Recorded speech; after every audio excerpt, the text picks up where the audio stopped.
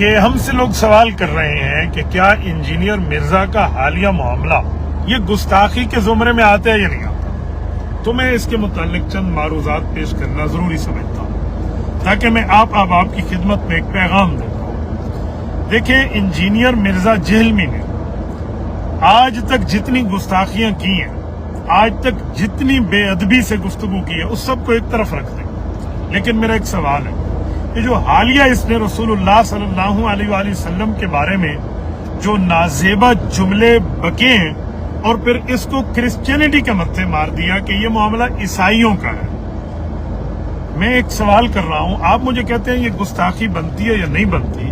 تو مجھے ذرا یہ بتائیں کہ جب انجینئر خود مان رہا ہے کہ یہ گستاخی ہے، لیکن یہ گستاخی کرسچینٹی کرتی ہے، عیسائی کرتے ہیں، نصارہ کا کام ہے، میرا نہیں ہے۔ اب دو باتیں ہوں گی۔ پہلی بات تو یہ ہو گئی کہ انجینئر نے مانا یہ گستاخی ہے پر ان کی ہے، میری نہیں ہے۔ اوکے، میں ایک منٹ کے لیے اسی پہ بات کر لیتا ہوں۔ ان لوگوں کی تو گستاخی نہیں ہے، وہ ان نے وضاحت دے دیا، یا تو مرزا اس کو ثبوت پیش کرے۔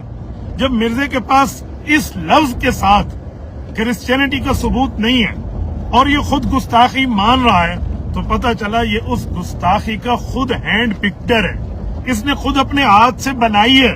وہ گستاخی اس کی خانہ ذات ہے، اس کے اندر کے بغض کا ریزلٹ ہے جو اس نے آج تک صحابہ کے لیے، اللہ کے لیے، رسول اللہ صلی اللہ علیہ وسلم کے لیے، اہل بیت اعظام کے لیے، اولیاء اللہ کے لیے، فقہاء کے لیے، سب کے لیے اس نے بک کی ہے۔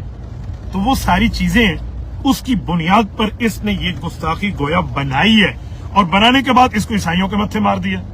میں پرانے طور پہ واقف ہوں ان چیزوں کا، میں یہ نہیں کہتا کہ انجینئر مرزا کو میں مرزا ہی کہہ رہا ہوں، میں ایک مثال دے رہا ہوں۔ مرزائی آج کل میڈیا پہ جو گستاخیاں کرتے ہیں نا، وہ گستاخی بنا دیتے، گستاخی کی پوسٹ، انہیں پتہ ہے آگے شیئر نہیں ہوگا، اس کے اوپر کراس لگا کے لکھتے ہیں لعنت بھیج کر پھیلا دو۔ کیوں؟ وہ حضور کی گستاخی کو عام کرنا چاہتے ہیں، اور ہمارا مسلمان طبقے میں وہ سادی توری جو ہیں، بالکل سادے لوگ ہیں، وہ بیچارے اس کو آگے شیئر کر رہے ہوتے ہیں، حالانکہ گستاخیوں کو پاؤں کے ٹھڈے کے نیچے رکھے اور حضور کی مدحت اور حضور کی تعریف کو عام کرے۔ یہی چکر یہاں کار فرما ہے۔ اس نے عیسائیت کا نام لے کر یہ گستاخی کی ہے اور پھر عیسائیوں کے متھے مار دیا، اور عیسائیوں کو اللہ پاک جل شانہ نے، ان کو اللہ ہدایت عطا فرمائے، ان کو یہ توفیق دی ہے کہ انہوں نے درخواست دے دی ہے کہ یہ ہماری مذہب کی کتابوں میں نہیں ہے تو اسے کہ جرت کر ثابت کر، آ ذرا بتا کہ یہ ان کی گستاخی ہے۔ تو میں یہ کہہ رہا ہوں کہ یہ گستاخی خود مان رہا ہے، اور ماننے کے بعد اس کو کسی اور کے متھے مار رہا ہے، تو جب ان کے یہاں نہیں ہے تو گستاخی تو خود مانتا ہے۔ اب گستاخی کے لیے کیا قانون چلتا ہے، اس کے لیے ملک میں سب کچھ موجود ہے۔ رہ گیا حضرت مولانا مفتی طارق مسعود صاحب کا معاملہ، جو انہوں نے کلپ بھیجا اور میں نے سنا کہ جی انجینئر مرزا کی بات غلط ضرور ہے، لیکن اس پر 295 نہیں، آج کے مولویوں کو شوق چڑھا ہوا ہے۔ حضرت مولانا مفتی طارق مسعود صاحب، آپ میرے لیے قابل احترام ہیں، آپ ہمارے بھائی ہیں، آپ ایک اچھا کام کر رہے ہیں، تو میں آپ کے اچھے کام میں آپ کا ساتھی ہوں۔ آپ سے جو کچھ مسئلہ بنا تھا اس کی صفائی آپ کے اس بھائی نے دی تھی، ٹھیک ہے، اس کا شکریہ بھی آپ نے ادا کیا تھا، مجھے اس پر کوئی ڈاؤٹ نہیں ہے، کہیں آپ اس پہ پریشان ہو جائیں۔ میری بات کا مطلب یہ ہے، آپ کا معاملہ ہم جانتے ہیں، آپ کا معاملہ دنیا جانتی ہے، آپ کا معاملہ مسلمان جانتے ہیں۔ انجینئر مرزا کو آپ اپنے طرح نہ سمجھیے کہ لوگ ایسے لگوائے دیتے ہیں، آپ کا معاملہ اور ہے، اس کا معاملہ اور ہے۔ ایک طرف علم سے اندھا کوڑا ہے اور ایک طرف ایک عالم دین اور مفتی دین ہے، یوں برابر نہیں ہو سکتے۔ قرآن کریم نے دن اور رات کو برابر نہیں کہا، قرآن کریم نے ماننے اور ٹھکرانے والے کو برابر نہیں کہا۔ مولانا آپ کا معاملہ کچھ اور تھا، یوں نہ کہیں تو اس وقت آپ کے خلاف جنہوں نے کیا، آپ ادھر بھی کر رہے ہیں تو ہر بندے پہ گستاخی لگے گی۔ مولانا آپ کی نیت صحیح ہوگی، آپ نے صحیح نیت سے بات کی ہوگی، پر اس وقت آپ کو یہ بات نہیں کرنی چاہیے۔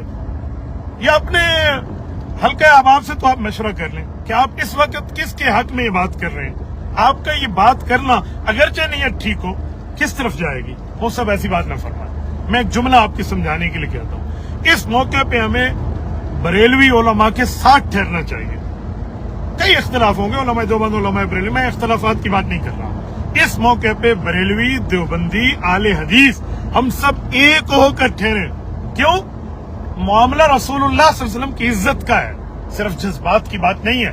میں اس موقع پہ یہاں سے تحریک لبیک کے علماء کرام کو، مولانا وہ یلدرم صاحب کو اور اسی طرح اس کے خلاف جنہوں نے ایف آئی آر درج کرائی، یہ پتہ نہیں حامد ایڈوکیٹ صاحب کون ہے، ان کو سلام پیش کر رہا ہوں۔ مرزا کے خلاف جتنے اہل حدیث علماء بات کر رہے ہیں، حضرت مولانا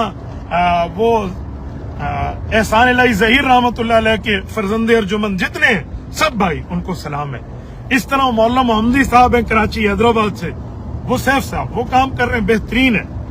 تو اس طرح میرا اگرچہ ان سے اختلاف ہو، لیکن اختلاف ایک احترام کے ساتھ، دلائل کے ساتھ۔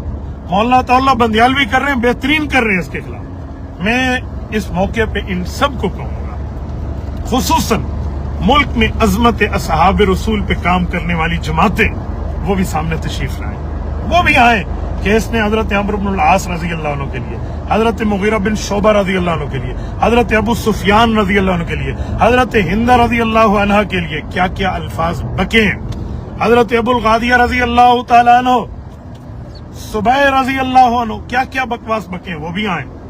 صرف یہاں پر بریلوی علماء کے لیے آپ نے ٹھہر جائے، انہوں نے ایف آئی آر کرا دی۔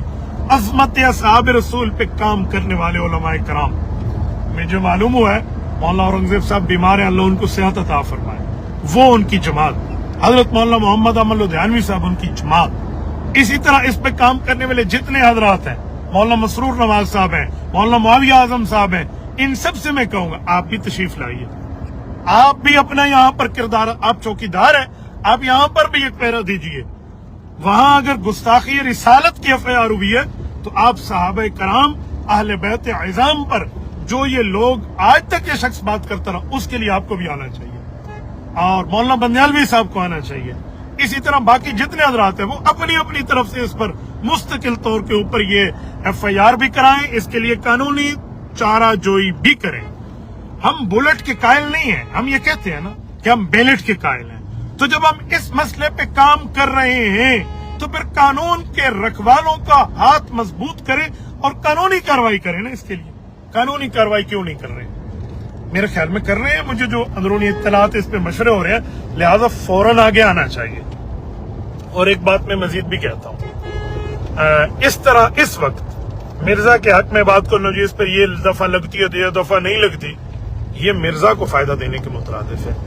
مرزا گستاخیاں کرے اور وہ گستاخی یہودیوں کا سر مار دے۔ آپ کو پتہ ہے اس نے رسول اللہ صلی اللہ علیہ وسلم کے لیے لفظ چھوکرا استعمال کیا تھا، اور کیا کہا تھا؟ یہودیوں نے کہا ہے۔ یہ آج تک دکھا سکے اس کی دلی؟ وہ اللہ کی ڈھیل اس کو مہلت تھی، بچ گیا۔ پھر اس کے بعد اس نے صحابہ اور اہل بیت کے لیے ٹل لگا کے کام کیا، اس پر بچ گیا۔ آج اس نے ایک اور گستاخی کی اور اس کو عیسائیوں کے متھے مار دیا اور رب نے پکڑوا دیا۔ جو شخص رسول اللہ کے صحابہ کرام کے لیے کہہ رہا ہے کہ ان پہ 295 سی لگتا، آپ سن لیں، مجھ سے اس دن ایک دوست نے ایک کلپ شیئر کیا، جو صحابہ کرام کے لیے کہہ رہا ہے کہ اس پہ 295 سی لگتا ہے، لو جی پیچھے کیا بچا؟ نہ بھائی نہ، ایسا نہیں ہے۔ اور میں یہاں آج اس آن لائن وساطت سے مولانا عمران صفدر صاحب کو بھی کہوں گا، اللہ آپ کو جزا خیر عطا فرمائے، آپ اس کی گستاخی صحابہ، گستاخی اہل بیت اور گستاخی رسول کے لیے جتنے کلپس ہیں نا، وہ ذرا ان علماء کرام کو مہیا فرمائیے، تاکہ یہ اپنے قانونی فائل کا حصہ بنائیں۔ یہ ہماری جماعتوں کے بڑے، یہ بزرگ حضرات، یہ اس پہ آئے نا، اور یہ قانونی چارہ جب ہم کہتے ہیں کہ ہم قانون کو ہاتھ میں لے کر کام نہیں کرتے، ہم قانون کو ساتھ لے کر کرتے ہیں، تو پھر قانون کو ساتھ کیوں نہیں لیا جا رہا اس موقع پہ؟ ایک ایف آئی آر، کل وہ ادھر ادھر کے معاملات اور قانونی چارہ جوئیوں میں پڑھ کے عدالت اڑا دے، آپ کے ہاتھوں کیا بچے گا؟ کھلی کھلی بات ہونی چاہیے۔ اور اگر مرزے میں جرت نام کی چیز ہے نا، یہ سارے قانونی چورہ جوئیوں کے بعد آپ کا یہ بھائی موجود ہے، عدالت عالیہ کا کٹہرا ہو اور ہمیں عدالت عالیہ میں بلایا جائے، ہم ان سے بات کرنے کے لیے تیار ہیں۔ اس کا جتنا صحابہ، اہل بیت اور رسول اللہ اور سب کے لیے اس کی گستاخیاں اور بدماشیاں موجود ہیں، اس کے لیے حکومت نے ہاتھ ڈالا ہے، شاباش، زبردست۔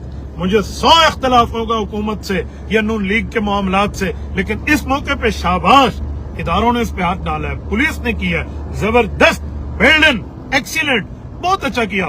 عدالت میں ہمیں بلائے، پھر ہم بیٹھ کے بات کرتے ہیں، ہم سے مرزا گفتگو کرے، ذرا عدالت عالیہ میں بیٹھ کے کرے۔ ایسے تو ہمیں فون پہ کہے مجھے اماں جی منع کرتی ہے، میں مناظرہ نہیں کرتا۔